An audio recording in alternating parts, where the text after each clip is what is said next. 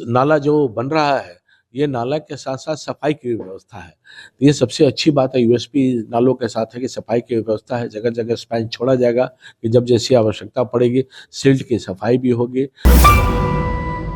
अगर आपके कार्यों की बात करें, तो राजीव नगर का एक सबसे बड़ा नाला, उस पर एक काम चल रहा है।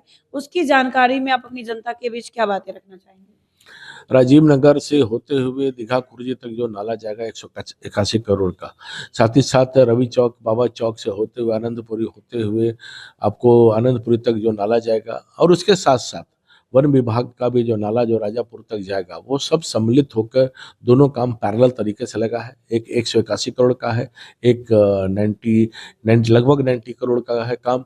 तो स्वाभाविक रूप से इतने बड़े काम क्षेत्र में बहुत लंबे समय से मैं लगा हुआ था। बहुत सारे संघर्ष से सदन के अंतर्गत प्रश्न के माध्यम से अलग-अलग गैर संकल्प के माध्यम से जो पूछने का काम किया, आज उसी का परिणाम और परिणति है कि नाला जो बन रहा है, ये नाला के साथ-साथ सफाई की भी व्यवस्था है। तो ये सबसे अच्छी बात है यूएसपी नालों के साथ है कि सफाई की व्यवस्था है, जगह-जगह स्पैन छोड़ा जाएगा कि जब जैसी आवश्यकता पड़ेगी, सिल्ट की सफाई भी होगी और स्वाभाविक रूप से एक 4 लेन की स्वरूप में सड़क भी नाला के ऊपर मोटरेबल सड़क के भी जो प्रावधान दिया गया है, तो वो भी हम जल्द से जल्द देखेंगे। अटल पथ तक अटैच करेगा और सेकंड फेज़ में फिर अटल पथ के बाद आगे का जो ढलाई के साथ-साथ जो सड़क की योजना है, वो भी है। काम की प्रगति बहुत तेज़ गति से चल रही है। तो मैं इसके लिए अभिनंदन करता हूँ माननीय सरकार का भी और केंद्र का भी। तो दोनों के समन्वय भाव से इस योजना का जो सफलीभूत एक आमी-जामा पहनाया गया है, तो उस पहल के लिए हम निश्चित तौर पर बहुत-बहुत बधाई देते हैं, अभिनंदन करते हैं। आपका बहुत-बहुत धन्यवाद कि आपने सभी विषयों पर अच्छे से जानकारी दी है, जिससे कि जनता को बहुत आसानी से समझ में आ जाएगा।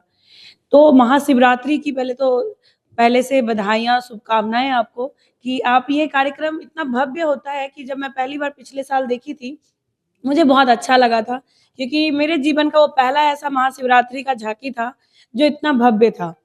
पूरा पटना उमड़ पड़ा था उस झांकी को देखने के लिए, सभी नेता मंत्री तो आ ही रहे थे। इन जनता के बीच में पब्लिक इतनी खुश थी, वो श्रद्धालुओं की नज़र में थी कि इतनी लंबी लाइन, क्योंकि दूर में ही रास्ता बंद कर दिया जाता है। फिर भी लोग आते हैं और कहीं न कहीं आरती का इंतज़ार करते हैं। जब आरती हो रही होती है सारे झांकियों की, तो काफ़ी लोग उत्सुकता के साथ रहते हैं। इसके साथ ही आपने नीट के भी मामले में अच्छा जवाब दिया। तो आपसे ये जो बातचीत है बहुत अच्छी रही हमारी, और हम चाहेंगे कि आगे भी हम कई खास मुद्दों पे इनके साथ चर्चा करते रहेंगे कि क्षेत्र में आखिर विकास क्या-क्या हो रहा है और ये क्या-क्या करना चाहते हैं। कई ऐसे विषयों के साथ हम इनके साथ जुड़ते रहेंगे।